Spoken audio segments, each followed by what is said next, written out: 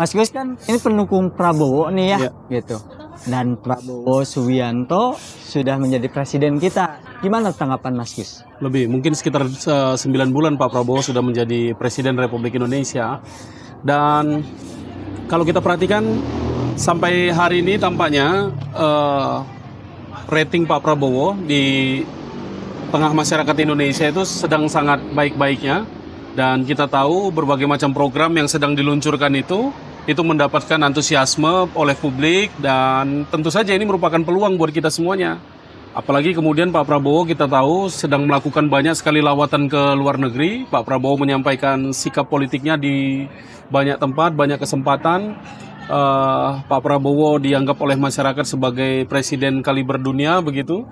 Dan ini tentu membanggakan buat kita gitu. Nah, tapi yang terpenting adalah bagaimana usaha dari Pak Prabowo untuk bisa merealisasikan program-program yang sudah dia canangkan ketika pemilihan umum berlangsung dan kemudian sekarang akan segera diimplementasikan. Nah, ini sedang mendapatkan ujian yang cukup luar biasa hebat begitu tentang konsep hilirisasi. Ada 20-an proyek strategis nasional sedang berjalan, kemudian penetapan harga misalnya pada komoditas-komoditas pertanian seperti padi dan juga jagung, kemudian pembangunan sekolah rakyat yang insya Allah akan dieksekusi di bulan Juni ini, dan kemudian makan bergizi gratis yang tentu tidak mudah karena memang banyak sekali yang harus dikoordinasikan, yang harus dikasih makan juga 82 juta orang, anggarannya 171 triliun begitu. Ini merupakan kerja-kerja politik yang cukup berat, yang kemudian membutuhkan banyak stakeholder, membutuhkan banyak keseriusan dari banyak pihak di semua jajaran dari pusat sampai daerah untuk bisa mengimplementasikan ini. Nah, yang terpenting adalah bagaimana program-program ini dapat dijalankan dengan kemudian standar yang ketat, melakukan evaluasi secara berkala, melakukan perbaikan pada sisi yang lain, terus-menerus seperti itu, sehingga kemudian nanti program ini betul-betul bisa diterima manfaatnya oleh rakyat. Program ini tentu tidak bisa dinikmati secara instan, tapi sebagai sebuah dasar-dasar untuk membangun negara Indonesia sebagaimana yang kita harapkan itu, ini tampaknya polanya sudah mulai terbangun dan Pak Prabowo sangat concern untuk memastikan bahwa program-program ini semua bisa berjalan. Nah, terkait tadi berbicara tentang MBG ya, makan bergizi gratis. Kan kalau masyarakat banyak yang menyinyir katanya, mana nih makan gratis, mana nih makan gratis. Bagaimana tanggapan Mas Gus? Iya, sekali lagi tidak mudah. Banyak pihak yang sedang ingin dilibatkan. Banyak stakeholder yang harus bisa menyahuti program ini dan kemudian bisa mengejawantahkannya di tengah-tengah masyarakat kita yang saat ini memang sedang menanti-nanti program tersebut. Nah, 82 juta orang itu bukan angka yang sedikit. Anggaran 171 triliun itu merupakan anggaran yang cukup besar. Dan Pak Prabowo tidak ingin membantu masyarakat dengan cara yang instan. Selama ini kita pahami bahwa bantuan-bantuan itu sifatnya langsung tunai. Dia tidak memberikan efek domino yang besar terhadap pergerakan ekonomi misalnya. Beda sekali dengan makan bergizi gratis ini.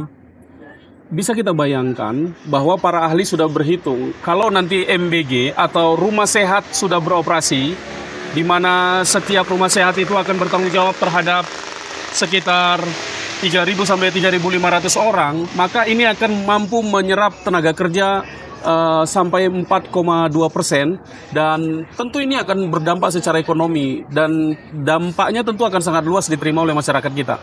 Belum lagi misalnya untuk menyerap bahan baku seperti sayur, daging, telur.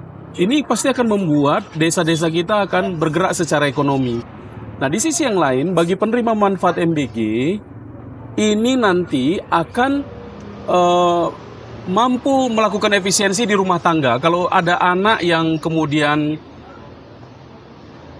ada satu rumah tangga punya 3 orang anak, maka dia akan hemat sekitar 600.000. Kalau 2 berarti 400.000, kalau 1 berarti 200.000. Itu kalkulasinya secara ekonomi di dalam lingkup rumah tangga kita.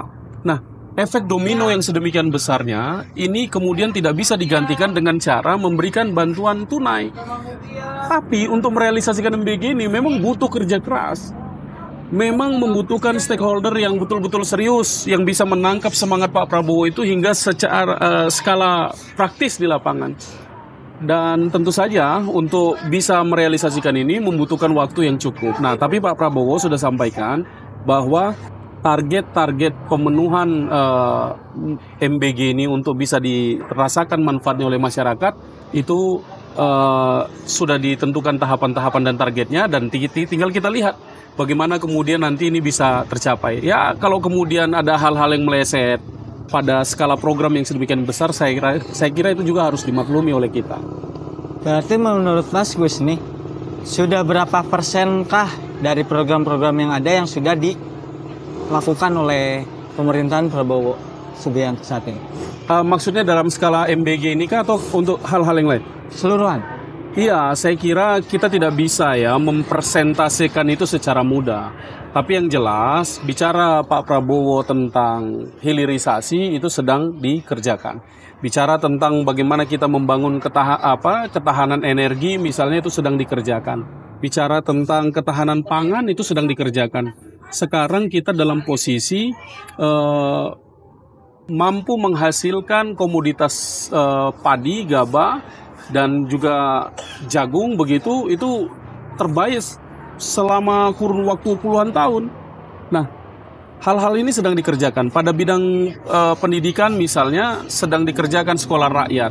Pada bidang-bidang yang lain semuanya sedang diproses sedemikian rupa. Nah, ini tentu ya di angka 9 bulan ini merupakan bagian fondasi-fondasi awal kita untuk bisa melihat keseriusan Pak Prabowo untuk bisa merealisasikan program-program ini.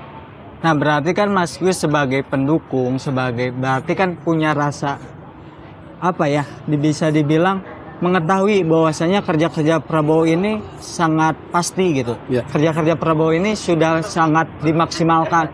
Namun bagaimana dengan pendapat orang lain yang bisa dibilang orang yang benci atau orang yang bahkan tidak peduli gitu? Kan tidak melihatnya ya pemerintahan Prabowo ini ya sama saja seperti pemerintahan presiden lainnya. Bagaimana? Ya, saya kira kalau kita merujuk pada survei-survei terkait dengan bagaimana masyarakat menerima pemerintahan Prabowo Subianto hari ini, itu saya kira cukup bagus ya.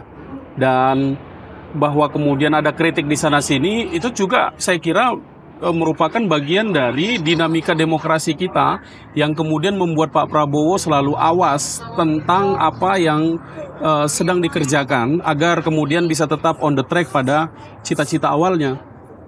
Kita masih melihat bagaimana kemudian Pak Prabowo mengumpulkan direktur-direktur perusahaan media yang diundang di rumah atau di kediaman Pak Prabowo untuk kemudian Pak Prabowo memberikan jawaban-jawaban terhadap isu-isu publik. Saya kira ini membuktikan bahwa Pak Prabowo tidak anti kritik. Saya kira Pak Prabowo memberikan ruang yang cukup luas kepada semua orang untuk kemudian memberikan masukan terhadap apa yang sedang dia kerjakan. Pernah sekali waktu Pak Prabowo juga mengundang para pelaku usaha untuk memberikan masukan-masukan terhadap apa yang sedang dijalani oleh pemerintah, dan saya kira ini menjadi penting untuk kemudian memberikan masukan kepada Pak Prabowo dan kemudian Pak Prabowo memfollow up itu dalam bentuk kebijakan-kebijakan lainnya. Saya kira itu biasa dan tentu respon Pak Prabowo yang begitu cukup terbuka itu membuat kita menjadi merasa bahwa kita punya peluang untuk bisa lebih maju. Apa harapan atau tanggapan Mas Gus terhadap para pembenci Prabowo atau orang yang tidak peduli dengan pemerintahan Prabowo ini? Apa hasil-hasil yang sudah dikerjakan oleh Prabowo ini? Ya, saya kira ya hal-hal seperti itu pasti akan selalu ada saja. Dan itu merupakan hal yang lumrah dalam sistem demokrasi kita. Yang terpenting adalah bagaimana saluran-saluran kritik itu bisa berjalan secara normatif begitu ya, dan kemudian Pak Prabowo di satu sisi tetap menjadi sosok yang demokratis begitu, sehingga semangat berdemokrasi ini akan tetap ada pada bingkai yang positif di tengah-tengah kita. Nah, untuk itu ya kita berharap bahwa ruang-ruang demokrasi itu tetap terbuka, dan saya yakin Pak Prabowo akan memberikan ruang itu kepada seluas-luasnya masyarakat kita, sehingga proses dinamika ini akan tetap berjalan sebagaimana mestinya, dan ini akan semakin bagus untuk Indonesia, untuk demokrasi kita.